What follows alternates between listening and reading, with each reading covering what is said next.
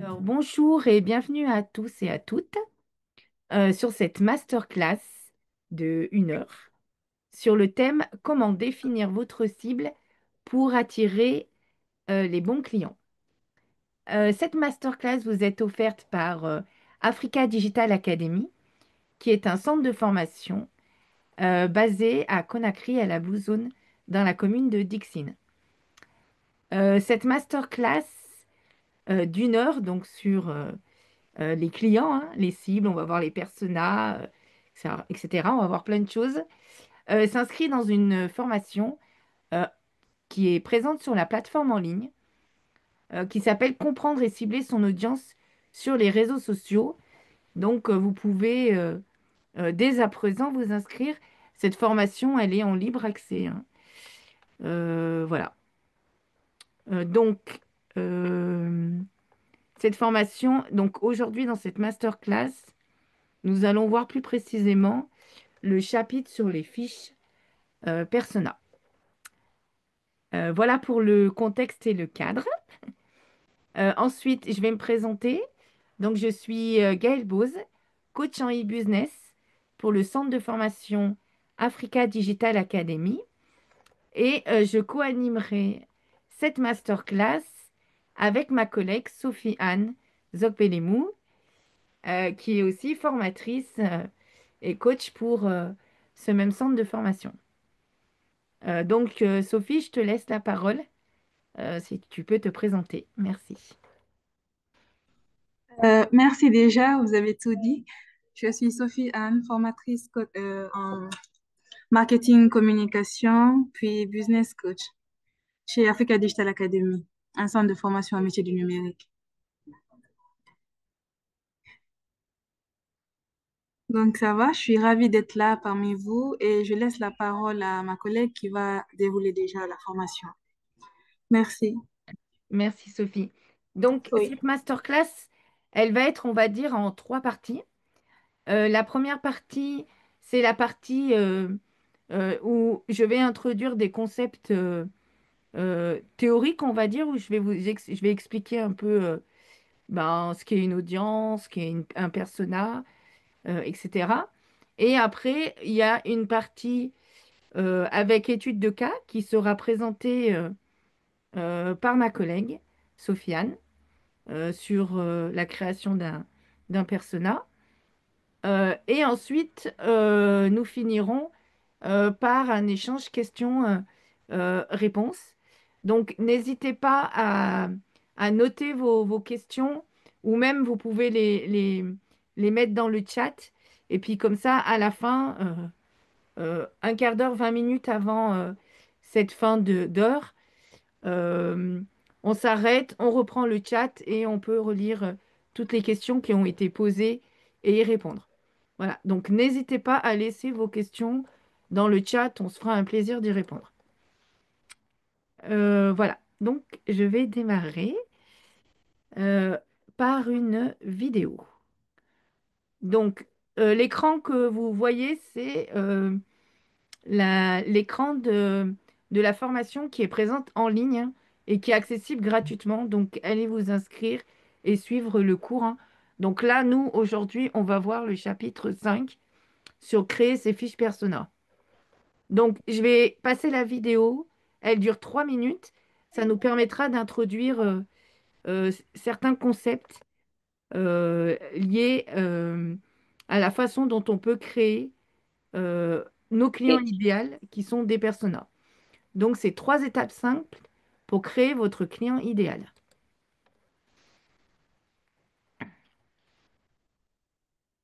Elle dure 3 minutes. Bonjour Oui. à tous et bienvenue.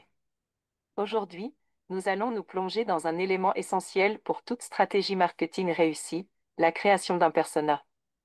Peut-être avez-vous déjà entendu parler de ce terme, mais vous vous demandez comment construire un persona utile et pertinent pour votre entreprise. Eh bien, vous êtes au bon endroit. Allons-y. Tout d'abord, qu'est-ce qu'un persona? Un persona, c'est un portrait fictif de votre client idéal. Il vous permet de mieux comprendre qui est votre audience, quels sont ses besoins, ses défis, et comment vous pouvez y répondre. En créant un persona, vous personnalisez votre approche, ce qui rend vos messages plus percutants et pertinents. Prenons un exemple. La société E2R Solutions qui vend des smartphones reconditionnés. Un de vos personas pourrait être Amadou Diallo, jeune cadre dynamique qui souhaite un service rapide et efficace pour réparer son appareil sans payer une fortune. Vous voyez, c'est très concret. Maintenant, parlons des étapes pour créer un persona. Première étape, collecter des données. Utilisez des sources variées, parlez à vos clients, étudiez vos ventes et analysez les statistiques de vos réseaux sociaux. L'idée ici est d'obtenir un maximum d'informations fiables sur votre public cible. Plus vos données sont précises, plus votre persona sera pertinent. Pensez à des questions comme: quel est l'âge moyen de mes clients? Quelles sont leurs préoccupations principales? Vous pouvez aussi créer des sondages ou faire des interviews pour creuser leurs besoins et attentes. Deuxième étape, définir les caractéristiques clés. Un bon persona doit inclure des informations démographiques comme l'âge, le genre, la situation familiale, le niveau d'éducation et la profession. Mais ce n'est pas tout. Il est aussi crucial de comprendre les objectifs de votre persona, ses frustrations et ses motivations. Par exemple, pour Amadou, il est important de noter qu'il veut avant tout un service rapide. Sa frustration principale? Les longues attentes chez les réparateurs et le manque de communication. Plus vous ajoutez de détails, plus votre persona prendra vie. Et rappelez-vous, l'objectif est de rendre tout cela aussi humain que possible, pour toujours penser à la personne qui se trouve derrière chaque action marketing que vous menez. Voilà, nous avons fait le tour des étapes clés pour créer un persona puissant et utile. Avec un persona bien défini, vous allez non seulement améliorer la précision de vos messages, mais surtout, vous allez créer une connexion réelle avec vos clients. Merci d'avoir suivi cette vidéo. Voilà, je vais tout de suite passer à la prochaine séquence qui correspond justement au cours et qui va nous permettre de revoir un peu ce qui a été dit dans la vidéo. Donc, le persona, ça va nous permettre d'humaniser en fait nos clients. Donc, c'est dans le cadre d'une stratégie marketing ou de communication, hein. Le persona, c'est vraiment l'outil en fait qui va vous permettre de comprendre et de cibler efficacement votre audience. C'est-à-dire que plus vous connaissez vos clients et mieux vous allez pouvoir savoir quel message vous devez lui adresser. Donc, les personas, ça va nous permettre d'humaniser en fait cette audience en créant ce qu'on appelle des profils fictifs, mais qui correspondent vraiment à nos clients idéaux, quoi. Donc, si on va définir ce qu'est un persona, c'est un portrait semi-fictif d'un client ou d'un utilisateur idéal, qui va être basé quand même sur des données réelles et des observations. C'est pour ça que dans la vidéo, la première étape, c'était vraiment de récolter les données. On va voir, on peut récolter les données, on peut avoir des infos via nos réseaux sociaux. On peut faire des sondages auprès des gens qui achètent nos produits ou qui sont intéressés par notre offre. On peut faire des interviews clients aussi. En tout cas, on va essayer d'avoir un maximum de données qui vont nous permettre d'identifier quels sont ces personas, ces clients idéaux. Voilà. Objectif pour nous permettre de personnaliser nos messages et nos actions marketing. Moi, je dis toujours, dans notre bureau, on devrait en fait, une fois qu'on a fait nos personas, les community managers ou les staffs de marketing, imprimer en fait, ou même l'entrepreneur, ou le freelancer, imprimer en fait ces portraits, les coller, et dès qu'on fait un post Facebook ou qu'on imprime un flyer, de se dire, ah, cette action de communication, elle est pour cette personne-là. Ça nous permet vraiment de personnaliser après nos messages. Et ça vous aidera beaucoup en fait dans vos actions. Voilà. Donc, on a parlé d'audience, parlé de cible, segment et persona. Donc, on va essayer de redéfinir un peu. Donc, l'audience, c'est toutes les personnes qui voient ou peuvent voir votre contenu. C'est un terme qu'on utilise notamment sur les réseaux sociaux, hein, sur Facebook. Donc, on a une audience, hein. C'est l'ensemble des personnes qui vont voir, qui vont interagir avec votre contenu. Ensuite, on va définir des cibles. Donc, parmi toutes ces audiences, on va créer sous-groupes pour envoyer des messages précis. Et dans ces sous-groupes, on va ce qu'on appelle segmenter, c'est-à-dire qu'on va prendre des critères en fait qui peuvent regrouper des gens dans un segment. Ça peut être l'âge, ça peut être la zone géographique, ça peut être euh, un comportement soit humain ou un comportement lié aux usages numériques. Par exemple, on pourrait dire, on va faire un persona avec tous ceux qui utilisent WhatsApp, ça pourrait être ça. Et donc, après la segmentation, on a le persona où là, on va vraiment détailler et on va voir tout ce qu'on va mettre justement dans ce persona. Et c'est ce qui va représenter en fait notre segment. Donc, le petit quiz, hein. Donc ça, c'est vraiment là ce que je suis en train de vous passer, c'est ce que vous retrouvez en fait. Et d'ailleurs, c'est accessible, hein. Donc pour ceux déjà qui demandent, est-ce qu'on peut envoyer le support? Est-ce que vous pouvez envoyer le support? Donc là, la réponse, hein, il suffit de vous connecter sur la plateforme OneSkills et, et vous pouvez vous accéder directement à ce que je suis en train de vous faire passer, hein. Donc là, c'était le chapitre sur les personas. Là, si je reviens, on est au chapitre 5. Voilà. Donc, parmi les termes suivants, lequel correspond à un portrait détaillé et vivant d'un client idéal? Euh, il me semble que c'est la cible. Non, c'est le persona, pardon. J'étais pas concentrée. Lequel correspond à un portrait détaillé et vivant d'un client idéal? Oui, donc c'est le persona. Alors, un persona doit inclure des éléments essentiels qui le rendent réaliste. Donc, qu'est-ce qu'on va voir dans un persona? On aura le nom et l'image, hein. Donc, en général, on donne un prénom fictif. Vous avez vu dans la vidéo, en fait, dans l'exemple pour la société E2R, c'était le prénom, c'était Amadou. Donc, l'idée, c'est vraiment d'humaniser en donnant un prénom fictif. On peut aussi mettre une photo qui va représenter la personne. Ça nous permet de visualiser, en fait, ce personnage. OK. Ensuite, on va mettre des données démographiques. Donc l'âge, le sexe, la localisation, statut marital, la profession. En tout cas, tout ce qui peut nous permettre de mieux connaître, d'identifier c'est qui notre cible, hein. Donc là, par exemple, Amadou, 28 ans, via Conakry, diplômé en informatique et célibataire. Ça pourrait être un de vos clients, pourquoi pas. Ensuite, dans ce persona, on va mettre le comportement, donc c'est les habitudes d'achat, l'utilisation des réseaux sociaux. Tout à l'heure, je vous disais ceux qui utilisent par exemple beaucoup WhatsApp. La fréquence de consommation. Donc par exemple, Amadou qui achète des gadgets en ligne et consulte des tutoriels sur Facebook. Ensuite, on a les besoins et objectifs. Donc ça, c'est qu'est-ce que, qu'est-ce- quel type de produit ou de service votre persona il veut acheter euh, et quel est son objectif en fait au niveau des achats. Ensuite, il y a les frustrations et les obstacles. Quels sont ses problèmes? Qu'est-ce qui fait que il ne voudra pas passer à l'acte d'achat? Par exemple, Amadou trouve les produits de qualité trop chers et manque d'options locales fiables. Tout à l'heure, sur E2R Solutions, les problèmes qui ont été soulevés, c'était le fait qu'il y avait limite un mauvais service client parce qu'il y avait trop d'attentes chez les réparateurs de téléphones portables.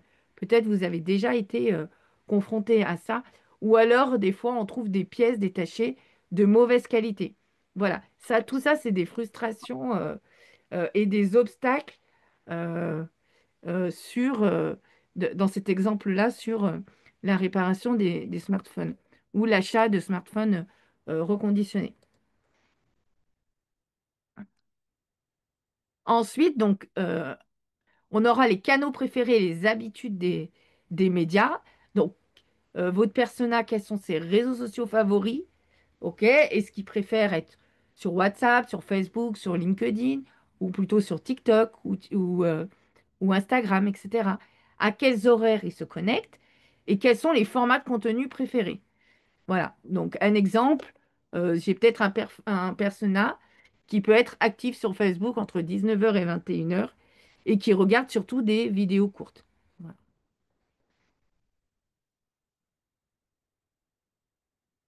Donc, ah oui, l'intérêt pour les vidéos de recettes est-il une donnée démographique ou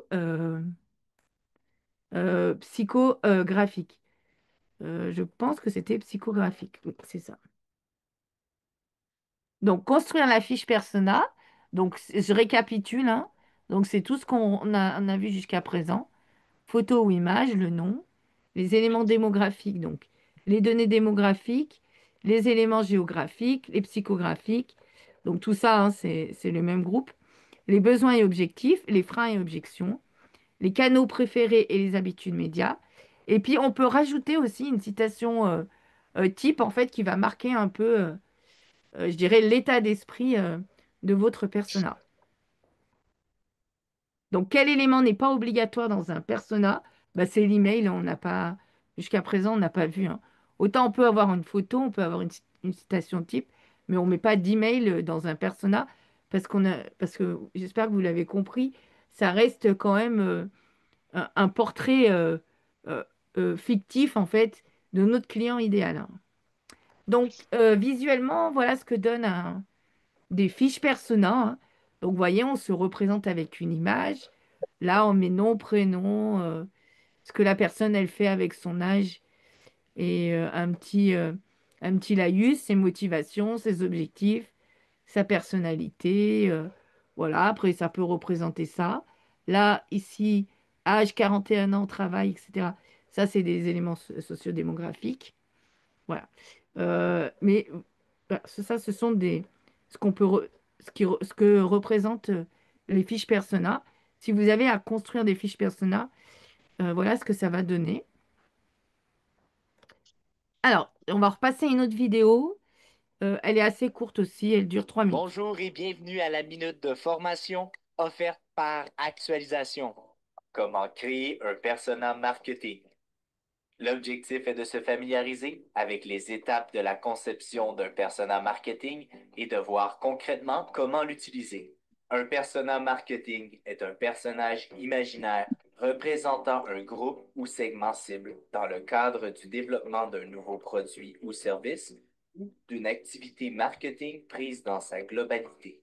Le persona est toujours doté d'un prénom et de caractéristiques sociales et psychologiques. Tout d'abord, il faut découvrir quel est le nom, le prénom et l'âge de notre client, quel est son lieu d'habitation, quel est son niveau social et culturel, et quel est son travail ou ses occupations. Ensuite, il faut situer le persona et raconter brièvement son parcours. Puis, il faut trouver ses motivations. En quoi est-il concerné? Pourquoi a-t-il besoin du service? Il faut aussi trouver ses frustrations. Qu'est-ce qui peut le freiner dans l'utilisation du service? Enfin, il faut trouver l'expérience, c'est-à-dire les scénarios, les fonctions attendues par le client pour un usage idéal. Maintenant, nous allons faire une mise en situation et élaborer un persona marketing, et le produit que nous allons choisir est le téléphone mobile. Imaginons que notre client s'appelle Henri, qu'il a 55 ans, qu'il est ingénieur à la retraite, marié, a 2 enfants, vit à Montréal et est dynamique, social et organisé. Henri est retraité depuis quelques années. Maintenant, ce qu'il veut, c'est voyager à travers le monde avec son épouse. Il cherche toujours à comprendre comment les choses fonctionnent, mais il n'a plus le temps et l'envie de suivre toutes les nouvelles technologies. Les motivations d'Henri sont le voyage, les loisirs sportifs, la famille et la santé. Ses objectifs sont de pouvoir contacter ses enfants lors de ses voyages, de profiter pleinement de sa retraite et de rester en bonne santé physique et mentale. Ses frustrations sont qu'il veut s'impliquer dans le processus d'achat, mais le choix est complexe et changeant. Et il a peur que le coût d'utilisation de son téléphone en voyage soit trop élevé. Ses attentes face au produit sont un faible prix, une bonne qualité et qu'il soit simple à utiliser. En terminant, il y a toujours façon d'améliorer ses personas. Alors, il est important de réviser ses fiches persona sur une base de 6 à 12 mois. C'est ainsi que se termine la minute de formation. Voilà. Donc ça nous permettait de faire un point, de revoir un peu la définition et les différentes étapes. Enfin, du moins un exemple. Maintenant, on va voir justement les différentes étapes pour créer un persona. Donc, tout d'abord, on a cette collecte des données, en fait. Donc, on peut récolter des données quantitatives ou qualitatives, hein. C'est-à-dire soit issues des statistiques. Par exemple, sur Facebook, vous pouvez retrouver des statistiques sur l'utilisation de vos réseaux sociaux. On retrouve notamment l'âge, le lieu, mais aussi quand est-ce que les gens ils se connectent le plus. Ensuite, on peut avoir des données aussi qualitatives. Vous pouvez interviewer vos clients ou faire des sondages, notamment avec des sondages de satisfaction. Donc ça va vous permettre en fait de collecter des données et d'en savoir un peu plus sur vos clients. Ensuite, vous allez identifier les segments, hein. C'est-à-dire qu'on va regrouper les clients en fonction des caractéristiques qui seront communes à ces clients. Par exemple, nous, chez Africa Digital Academy, alors, on a repéré, alors il y a deux grands groupes, il y a le B2B, hein. Business to business, c'est quand on vend des formations aux entreprises, et B2B et B2C, business to customer, on vend des formations aux particuliers. D'accord? Donc ça, c'est les deux grands groupes. Si on prend le groupe B2C, là, on a créé d'autres segments. On a par exemple un segment où on accompagne beaucoup de freelancers qui viennent faire des formations. Donc, c'est des entrepreneurs indépendants. Donc, et à partir de ça, on a créé en fait un persona. Voilà, ça, c'était un exemple. Après, on a d'autres personas. Mais voilà, sans rentrer dans le détail, c'est juste pour un peu vous expliquer la démarche. Donc, on va définir les caractéristiques principales. Donc ça, c'est tout ce qui est, tout ce qu'on a vu dans la fiche persona. Et on va créer en fait le portrait détaillé. Là, donc c'est là où on va remplir la fiche que je vous ai montrée tout à l'heure. Et la dernière étape, on va tester et affiner le persona. C'est-à-dire qu'il faut bien penser que ce n'est pas quelque chose les personnages, c'est toujours en mouvement en fait, parce que l'offre, elle peut évoluer et les besoins du marché aussi peuvent évoluer. Donc, il ne faut pas hésiter régulièrement à refaire le point et de se dire, ah, mais aujourd'hui, mon client, mes personnages, c'est qui quoi? Voilà. Voilà. Bon, je ne vais pas repasser. Vous avez encore une vidéo, je vous laisserai la voir directement sur le site. Peut-être je vais repasser cette vidéo. C'est le top 5 des erreurs. Bonjour à tous. Avez-vous déjà créé des personas, mais vous avez l'impression qu'ils ne fonctionnent pas vraiment? Vous n'êtes pas seul. Dans cette vidéo, je vais vous aider à identifier ces erreurs, mais surtout à les éviter pour rendre vos personas vraiment utiles et stratégiques. Que vous soyez entrepreneur, freelance ou professionnel du numérique, vous en tirerez des conseils concrets pour vos projets. La première erreur, c'est de créer des personas basés sur des stéréotypes ou des hypothèses. Par exemple, pensez qu'un jeune adulte urbain passe tout son temps sur TikTok, alors qu'en réalité, il utilise aussi LinkedIn pour chercher des opportunités professionnelles. Conseil, appuyez-vous sur des données réelles. Utilisez des enquêtes, des interviews ou des outils comme Facebook Analytics pour enrichir vos personas avec des faits. Deuxième erreur, se limiter à des informations de base comme l'âge ou la localisation. Si vos personas ne disent rien sur leur comportement ou leurs besoins, ils ne vous seront pas utiles. Exemple, Marie, 28 ans, aime les réseaux sociaux. Ce n'est pas suffisant. Pourquoi utilise-t-elle les réseaux? Quel problème cherche-t-elle à résoudre? Conseil, ajoutez des frustrations, des objectifs, et même une citation représentative pour donner de la profondeur à vos personas. Créer trop de personas, c'est disperser vos efforts marketing. Si vous avez 10 personas, il devient difficile de les exploiter efficacement. Conseil, limitez-vous à 3 ou 4 personas principaux, ceux qui représentent vos segments prioritaires. Vos clients évoluent, et vos personas aussi. Si vous ne les mettez pas à jour, ils deviendront obsolètes. Par exemple, un persona basé sur des habitudes d'achat de 2019 n'intègre pas l'explosion des achats en ligne post-pandémie.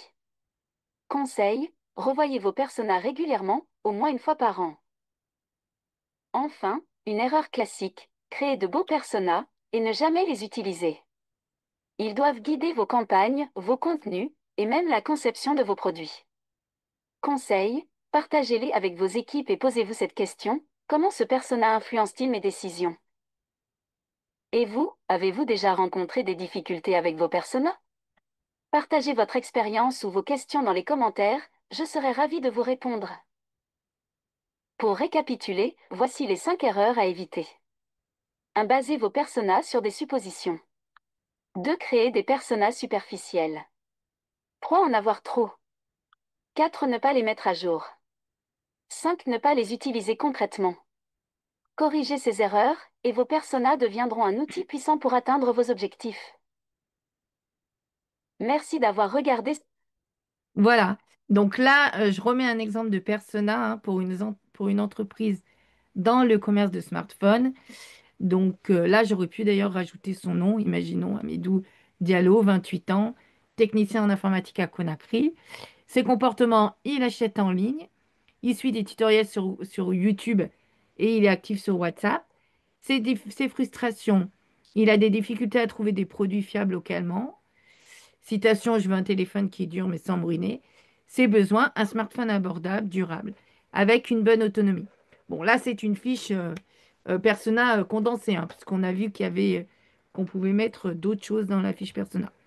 Mais avec ça, déjà, on peut avoir une base de travail et ça va nous permettre de, à partir de ce persona, savoir quel type de message et quelle action marketing je vais pouvoir mettre en place. Voilà, j'arrive à la fin. Sur cette dernière slide, il y a quelques ressources. Vous avez un outil en fait de création de persona qui est gratuit, offert par HubSpot.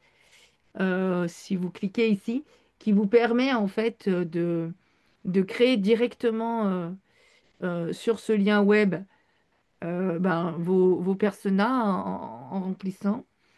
Là, vous avez des templates, hein, c'est-à-dire des modèles d'exemples, des exemples de modèles de personas. Et là, vous avez une dernière vidéo. Bon, il est déjà 31, donc je vais peut-être laisser la parole. En tout cas, vous pouvez accéder à cette vidéo sans problème sur le cours. Voilà. Et je vais laisser ma collègue Sophie. Quant à moi, j'ai terminé. Je vais laisser ma collègue Sophie passer à l'étude de cas.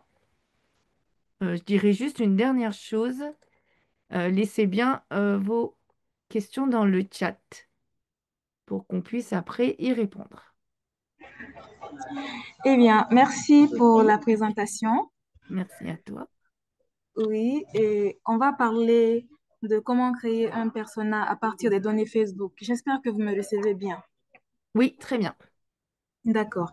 Alors déjà, c'est important parce qu'aujourd'hui, dans le digital, si tu ne sais pas à qui tu t'adresses, tu risques de parler dans le vide. Donc, on peut publier du contenu, mais ça n'arrive pas à toucher les bonnes personnes, les personnes qu'on souhaite réellement atteindre. Ça ne déclenche pas d'action. Et créer un persona, c'est comme mettre un visage en fait sur ton audience. Tu passes par des pourcentages fois pour créer vraiment un portrait vivant. Et croyez-moi, ça change tout dans la stratégie en fait. Et pour comprendre bien, nous allons parler du cas de Fodé, qui est un community manager basé à Conakry. Il gère la page d'une société de formation professionnelle et il s'est posé une simple question. Qui sont vraiment mes abonnés et comment je peux mieux les toucher? Parce que généralement, quand on a des pages, on est plutôt axé sur comment faire pour avoir beaucoup d'abonnés, mais quels sont les abonnés de qualité à qui je m'adresse réellement? Donc lui, il s'est posé cette question pour savoir réellement à qui il a envie de s'adresser. Puis on va suivre ensemble les étapes et vous verrez comment, à partir de simples chiffres, il arrive vraiment à construire un personnage qu'il va appeler Moussa, le jeune professionnel ambitieux. Donc, ici, la première étape pour Fodé, c'est d'aller vraiment dans les statistiques de Facebook. Pour tous ceux qui ont des pages, c'est visible. Vous pouvez aller le voir dans Meta Business Suite, par exemple. Voilà, vous avez les statistiques.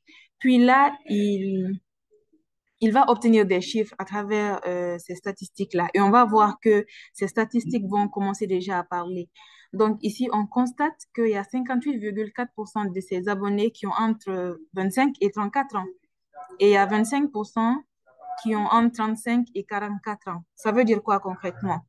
Ça veut tout simplement dire que son audience est surtout composée de jeunes adultes, mais déjà bien insérés dans la vie active. Parce que vous voyez vous-même la tranche d'âge qui est de 25 à 34 ans, qui est la plus élevée d'ailleurs. Et ensuite, il y a le sexe aussi qui est là. 71,7% sont des hommes contre 28,1% 3% qui sont des femmes. Donc, clairement, la majorité de ces abonnés sont masculins. Donc, il y a la situation géographique aussi. Donc, Gaël a parlé tout à l'heure. On a 66,4% qui vivent à Conakry. Et les autres viennent de grandes villes comme Labé, Kindia, Bouké. Mais en minorité, au total, 79,7% sont en Guinée. Et il y a quand même 20,3% qui viennent des pays voisins. Et là, ce sont vraiment des données, on peut se rendre compte qu'en allant voir réellement les statistiques. Parce que quand on fait une publication, on ne peut pas savoir la personne qui a été touchée ou tant qu'on ne va pas dans les statistiques pour regarder. Et ces données nous permettent vraiment d'ajuster nos différentes stratégies pour toucher les bonnes personnes ou les bons clients. Voilà. Et là, vous voyez, on commence vraiment à avoir un portrait qui se dessine. À partir déjà des chiffres, on sait déjà qu'on s'adresse à un jeune adulte, homme, qui vit en ville, principalement à Conakry, mais avec un petit public international autour. Donc là, il a déjà la chance d'être suivi quand même à l'international, puis dans son pays et principalement dans la capitale. Donc, il sait qu'il doit concentrer toutes ses actions, la majorité en tout cas de ses actions sur la capitale. Ensuite, la deuxième étape, ça sera d'organiser vraiment les informations qu'il aura recueillies à travers les statistiques. Maintenant, Fodé ne va pas s'arrêter à des chiffres bruts. Il va organiser tout ça en trois grandes étapes ou voilà, présenter ça vraiment en trois grandes catégories. Donc, la première catégorie, comme disait tout à l'heure ma collègue, c'est les données démographiques. Ce sont surtout des hommes, des jeunes adultes et des personnes vraiment qui vivent voilà, dans les grandes villes, en fait, comme Conakry, par exemple. Et au niveau des données géographiques, on a, voilà, comme je le disais, Conakry qui domine, mais il y a aussi d'autres grandes villes qui sont présentes, comme on le disait tout à l'heure, Kindia, Labé, Mamou. Et il y a aussi les données comportementales. Et là, c'est vraiment très intéressant parce que là, ces abonnés s'intéressent aux opportunités professionnelles. Ils savent déjà ce qui intéresse réellement ces abonnés, ce pourquoi ils sont là. Donc, les opportunités professionnelles, c'est un contenu qui pourrait vraiment marcher pour lui. Et ensuite, il aime aussi les témoignages. Donc, il se connecte surtout en soirée après le travail. Donc, à travers ça, déjà, il a plusieurs informations, ce qui intéresse réellement son public. Il voit que son public aime voir des témoignages sur ce qu'il a déjà eu à produire, mais aussi leur temps, le temps sur lequel il se connecte, ce qui est très, très important. Donc, vous voyez un peu à partir de quelques pourcentages, on a déjà eu une idée du style de vie que son audience a. Et on ne parle plus ici de pourcentage, mais plutôt d'un jeune diplômé, d'un jeune homme diplômé qui regarde Facebook le soir en rentrant du boulot pour chercher des opportunités. Et c'est ce qui change tout parce que on commence déjà à avoir un être humain derrière les chiffres. C'est là vraiment l'importance de s'appuyer sur les statistiques pour construire un persona qui sera vraiment efficace. Et ici, le troisième critère, c'était de construire maintenant le persona puisqu'on a eu toutes les informations dont on avait besoin. Donc, à ce stade, Fodé décide de donner vie à toutes ces données. Il va créer donc son persona, c'est-à-dire un personnage fictif, mais basé sur des données réelles. Donc, son personnage s'appelle Moussa, et donc c'est un jeune professionnel et ambitieux qui a 29 ans. Il vit à Conakry. C'est un homme célibataire et il a un bac plus 3 en économie. Il a aussi un emploi stable, mais il ne veut pas stagner. Il rêve d'évoluer en fait. Et ses besoins, c'est se développer ses compétences numériques pour décrocher vraiment un meilleur poste. Et ses freins, ses limites, c'est le fait qu'il manque de temps et il doute souvent de la qualité des formations qu'il reçoit en fait. Et ses canaux préférés, c'est Facebook, surtout les vidéos et les témoignages, et WhatsApp parce qu'il aime échanger directement. Donc, vous voyez, ces critères déjà, ça nous fixe sur ce qu'on doit faire, sur la stratégie à employer pour toucher vraiment les personnes idéales. Puisqu'on sait que cette personne, notre client type, aime Facebook, on se met sur Facebook. Puisqu'on sait qu'il aime les vidéos, on se met également on crée des vidéos parce qu'on sait que c'est ce contenu-là qui l'intéresse le plus. Mais aussi, on sait qu'il se connecte le soir. Donc, on va essayer de vraiment placer nos publications sur ces heures de disponibles, en fait, sur les heures auxquelles, pardon, il s'en va sur les réseaux sociaux pour qu'il puisse tomber à pic sur notre publication parce qu'on n'oublie pas qu'il y a l'algorithme qui est là et il y a la durée de vie des publications, en fait. Et donc, on s'arrange à être vraiment dans ces standards ou dans ces habitudes. Puis, il y a sa petite phrase type aussi qui est là, qui résume tout. Par exemple, notre persona Moussa se dit, je veux progresser dans ma carrière, mais je dois être sûr que ma formation en vaut la peine. Donc, c'est quelqu'un qui recherche vraiment la qualité. Et donc, on va faire de notre possible pour vraiment lui créer, lui donner tout ce qu'il recherche en fait en s'inscrivant à une formation. Et là, on a un modèle de fiche persona que vous pouvez télécharger si vous êtes sur la plateforme. Vous pouvez cliquer là-dessus pour qu'on puisse essayer de, voilà, de remplir ensemble.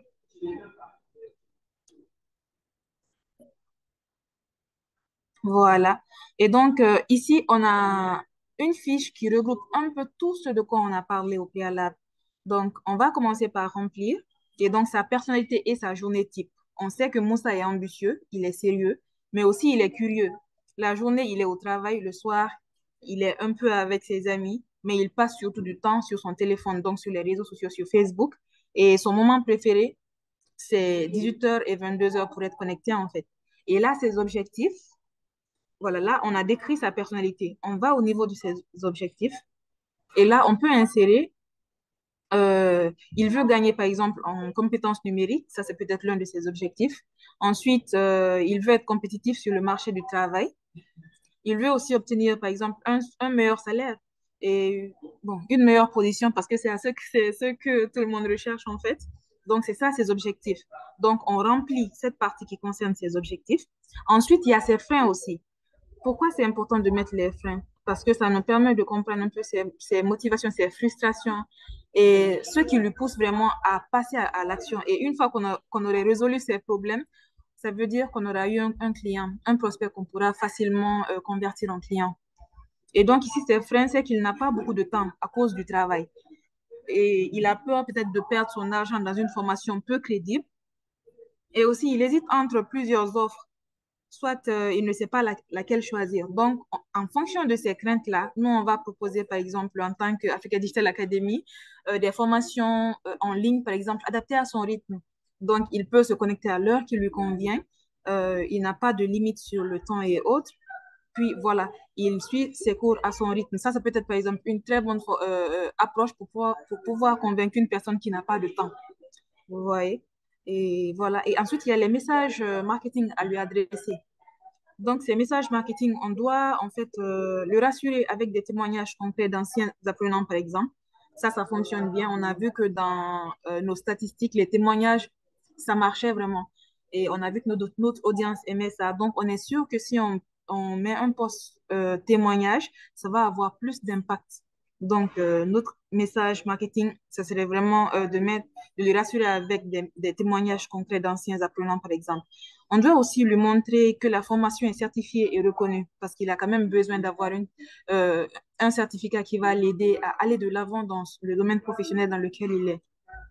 Et surtout, on va aussi, on doit insister sur les résultats.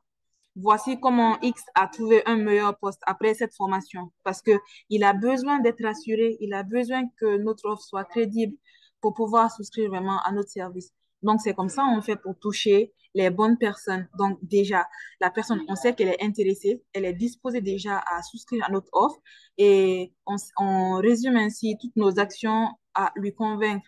Et là, ça devient un peu plus facile parce qu'on a déjà le profil type dans la tête, on sait déjà à qui on a envie de s'adresser. Et donc, la communication devient plus fluide et plus facile. Et donc, ici, en fait, Moussa n'achète pas seulement une formation. Ce qu'il achète, ça serait vraiment une garantie d'évolution professionnelle. Ça, par exemple, c'est un bon message pour l'aider à aller de l'avant. Et ça, si on n'a pas pris le temps de construire son persona, on peut facilement passer à côté parce qu'on n'a pas toutes les informations sur lesquelles on peut se baser pour fonder toutes nos actions marketing. Et donc ici, la conclusion un peu, c'est, bon, pour résumer, les statistiques Facebook sont vraiment une mine d'or pour comprendre ton audience. Mais les chiffres seuls ne suffisent pas tout le temps. Il faut les transformer vraiment en un portrait vivant. Parce que quand on dit 58% ou tel pourcent, on ne voit pas forcément le côté humain derrière. Donc, c'est bon de mettre un visage, un nom sur ces chiffres-là pour avoir plus d'impact. Et aussi, avec un persona comme celui de Moussa, on sait exactement qui est notre cible, ce qu'il cherche vraiment, ce qui le bloque et comment vraiment le convaincre pour pouvoir lui faciliter la tâche à prendre sa décision. Alors, ici, ma question pour vous aujourd'hui, ça va être, et vous, qui est votre personnage? Est-ce que vous l'avez déjà défini?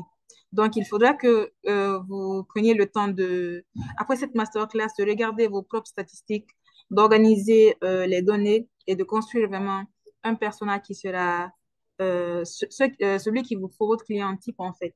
Et vous verrez, vos contenus seront plus ciblés, vos publicités seront plus efficaces, mais aussi vos résultats seront beaucoup plus clairs.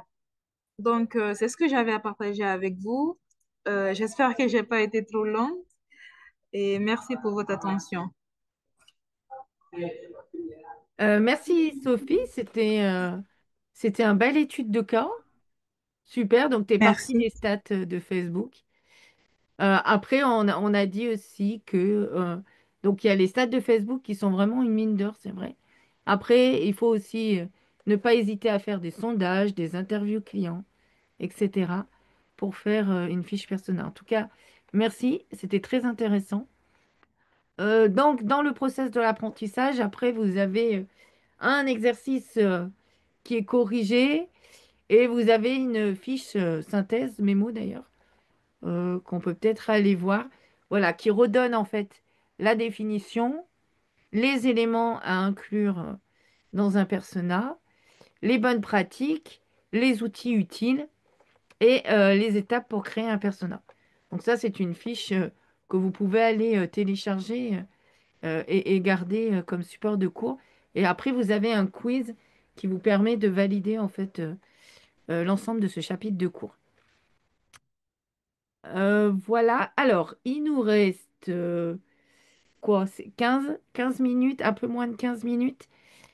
Nous allons répondre à vos questions. Donc, n'hésitez pas à laisser encore des questions dans le chat, hein. Nous allons y répondre.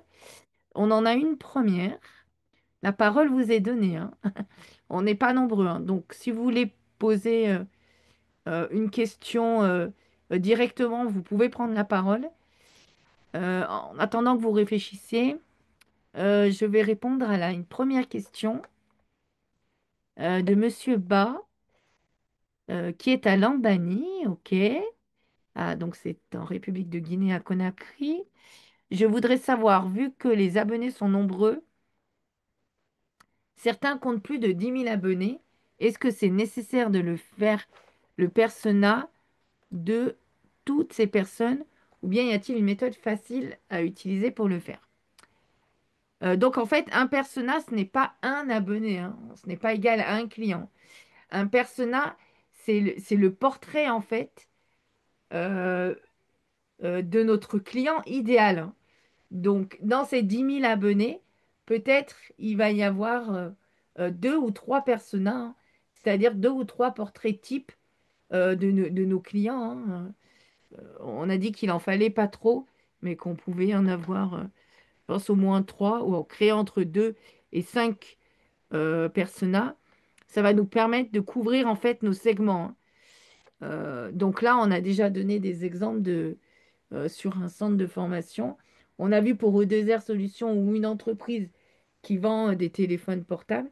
Donc on va prendre des critères et on va regrouper comme ça des gens et puis on va les humaniser, hein. Mais voilà, un persona n'est pas égal à un abonné, hein. Non, non, on va prendre un segment, on va regrouper les gens et ça va être notre client type en fait. Voilà, j'espère avoir répondu à votre question, Monsieur Ba. Voilà. Est-ce que nous avons d'autres questions? N'hésitez pas à les laisser dans le chat.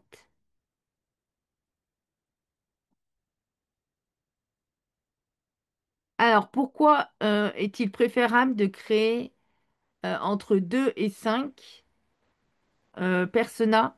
Alors, tout simplement parce que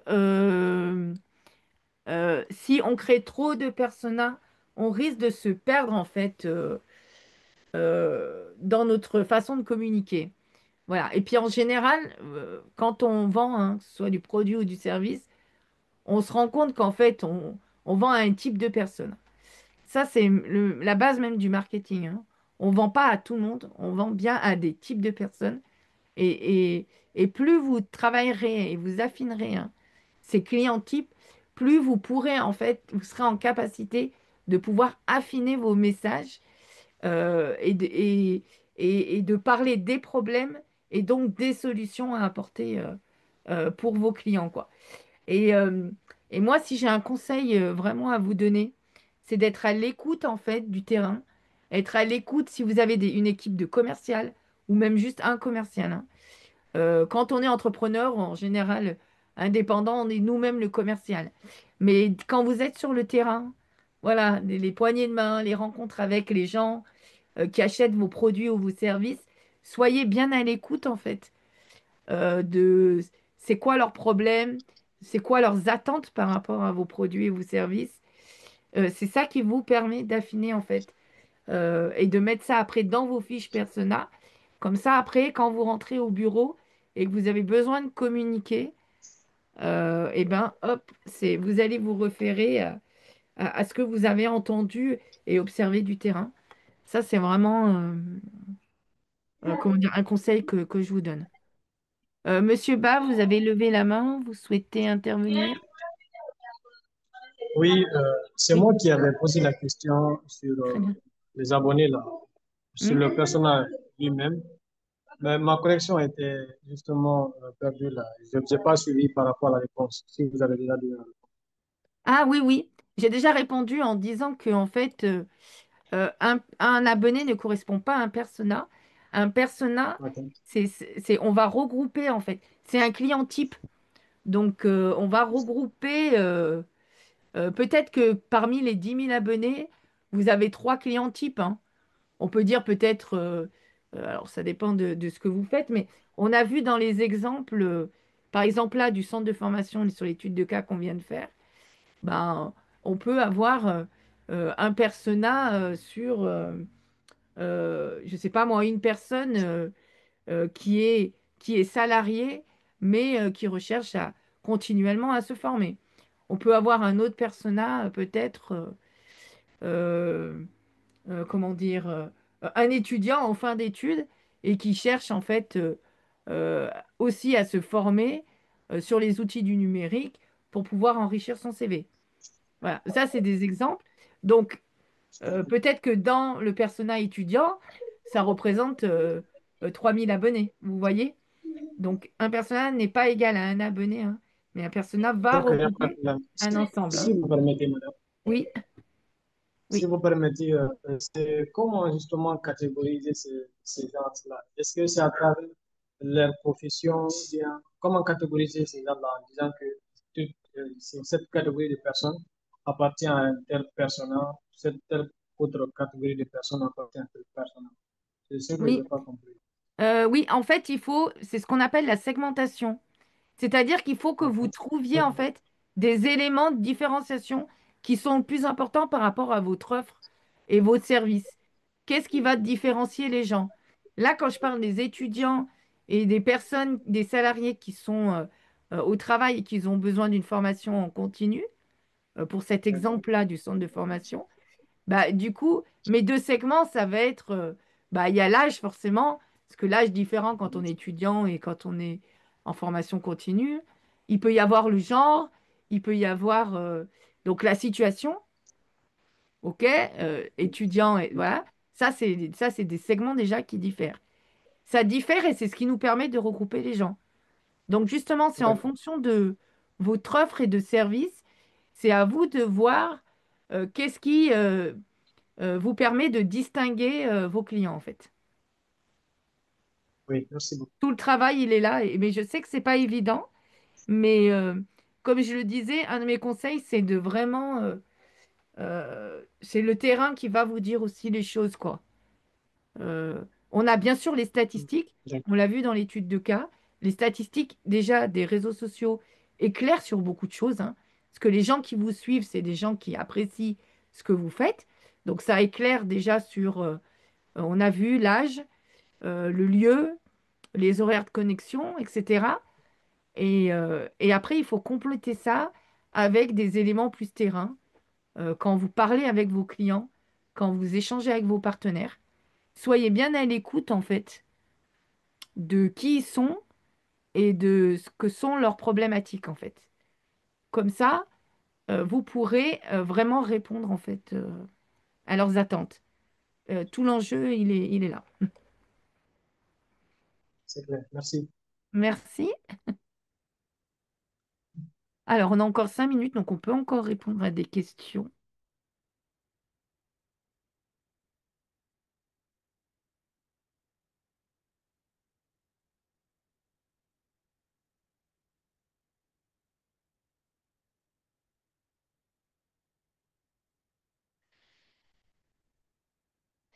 Alors, bonsoir, Béatrice Camara. Je suis Zéry Corée. Ok, bienvenue. Moi, j'aimerais connaître la différence entre une cible et un persona. C'est un peu flou dans ma tête. Oui, en fait, on a vu tout à l'heure au début, j'ai défini un peu tout.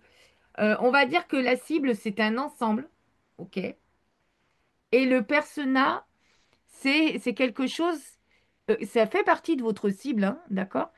Mais le persona, c'est la fiche technique qui va nous permettre d'humaniser parce qu'on va y rajouter le texte et on va rajouter comment dire, le nom et le prénom. Voilà, c'est à peu près ça la différence. Sinon, le persona correspond bien à une cible, hein. Il n'y a pas de souci. Et c'est juste après, dans la fiche technique, je vous ai montré tout à l'heure, on a revu des fiches techniques, même là, lorsque vous voyez le PowerPoint. Voilà, là, on va mettre la photo, le nom et l'âge. C'est ce qui fait qu'en remplissant cette fiche technique, on est sur un persona. Sinon, ça correspond bien à la cible. Voilà, j'espère que je vous ai éclairé.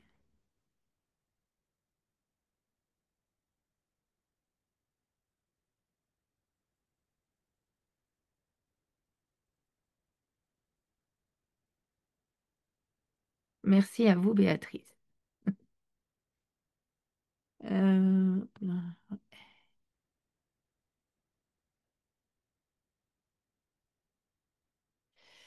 Alors, est-ce qu'on a une dernière question? Il nous reste encore quelques minutes.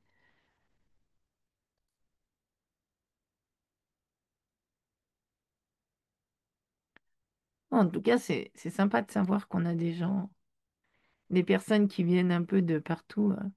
C'est pour ça qu'on fait des masterclass. Alors pour le coup, on s'est vite.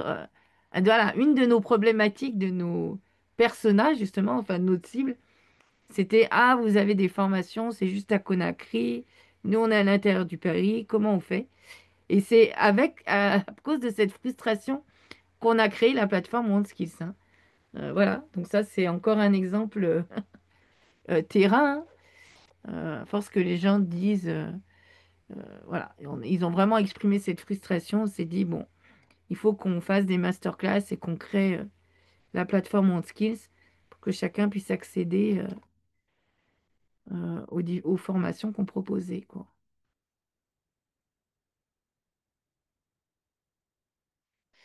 Voilà, pour terminer,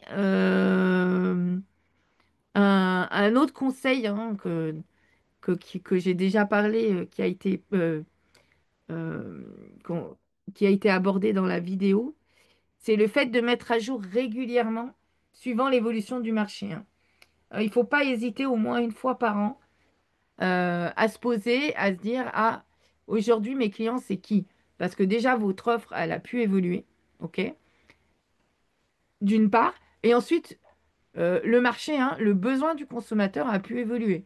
Peut-être qu'il y a d'autres problématiques, d'autres frustrations qui sont arrivées, hein, que vous devez résoudre. Ou alors, euh, voilà, c'est l'offre, c'est votre offre qui a évolué, donc il faut vous refassiez, vous proposez peut-être d'autres choses, donc il faut refaire forcément les personas, hein, parce que votre cible, elle a changé. Soit c'est le besoin du marché avec des problématiques qui ont été changées. Donc n'hésitez pas à mettre à jour au moins une fois par an vos personas.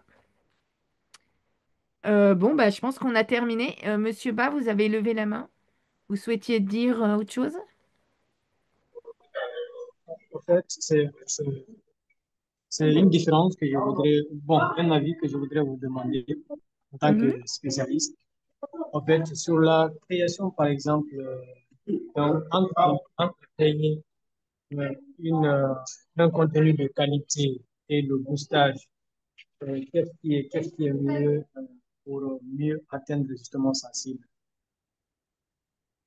Alors, j'ai pas bien compris. Entre le contenu de qualité. Entre un contenu de qualité et le boostage, justement à travers, par exemple, si c'est Facebook, à Ah, travers Meta Business, oui. quelle C'est-à-dire. est la meilleure option Oui. pour atteindre sa cible? Oui, d'ailleurs, donc ce que vous êtes en train de demander, c'est est-ce qu'il faut payer ou pas, quoi. C'est ça? Oui, exactement. D'accord. Alors, Bon, c'est ma classe. ça, la problématique, c'est l'algorithme de Facebook, en fait. On va pas se cacher, on va se dire les choses clairement. Euh, euh, alors, ok, il y a deux choses. En fait, tout est l'algorithme. Pour que votre contenu soit vu, il faut bien sûr que ce soit un contenu engageant. Un contenu engageant, c'est-à-dire un beau contenu visuellement et un contenu qui intéresse les gens. D'accord? Pourquoi? Parce que à ce moment-là, les gens ils vont liker, ils vont partager, ok? Et donc l'algorithme va dire, ah, ce contenu intéresse les gens, donc je vais le mettre en avant, ok? Donc, donc ça c'est parfait. Et puis c'est gratuitement en fait, ça vous prend du temps quoi. Mais mais au-delà de votre temps, sinon c'est euh, donc c'est un coût quand même parce que votre temps c'est de l'argent, mais ça reste, c'est pas un coût que vous payez à la plateforme. Donc, si vous faites un beau contenu engageant que les personnes ils aiment, là, l'algorithme va le mettre en avant, ok? Sinon, il faut savoir que Facebook est très difficile parce que c'est une plateforme gratuite. Donc, qui dit gratuit dit publicité, hein. Donc, si les entreprises veulent vraiment être visibles, on va pas se le cacher, il faut payer du ads. Ads, c'est advertising, c'est la publicité. Il faut faire de la publicité si vraiment l'entreprise veut que son produit ou son service soit visible. OK? Parce que vous aurez plus de visibilité en payant que en faisant du gratuit, hein, voilà. Ouais, c'est un peu ça. Est-ce que j'ai répondu à votre question? Oui, oui, merci beaucoup. Je Donc, comprends. ça ne vous empêche pas de faire du beau contenu, hein, parce que Mhm. si les gens ils aiment et donc ils partagent, ils like, l'algorithme, bah, il va le voir et il va vous pousser vos posts. Mais cependant, il faut savoir que sur Facebook, c'est très difficile, vu que c'est gratuit, ben, il faut que les entreprises payent la publicité pour vraiment être visibles. Ça, on va pas se le Ouais. cacher. Voilà. Il y a d'autres réseaux où ça fonctionne différemment. Mais bon, on sait que de toute manière, c'est comme ça, hein. Même sur les autres, il faut quand même payer, hein. Sur LinkedIn, la publicité, elle est très chère, mais c'est différent. C'est plus en B2B. Et en plus, là, sur LinkedIn, la chance, c'est que vous pouvez directement contacter les directeurs, enfin, les responsables, hein, ok, via la messagerie. Donc ça, c'est bien comme réseau. On a, comment ça s'appelle? TikTok où l'algorithme il est différent aussi. Alors il y a aussi de la publicité, mais l'algorithme pareil va pousser en fait les vidéos courtes euh, et donc est très engageante quoi. Que si Ouais. les gens partagent, like, etc. Là l'algorithme va aussi pousser quoi. Mais vraiment Facebook, bon ben en Guinée on n'a pas le choix, c'est le premier réseau social de très loin, donc c'est voilà. C'est un réseau social très important. Mais quand on est une entreprise, on n'a pas le choix de faire de la publicité, quoi. Même si on a 10 000 abonnés. Voilà. Mais par contre, alors bon, après on va s'arrêter là.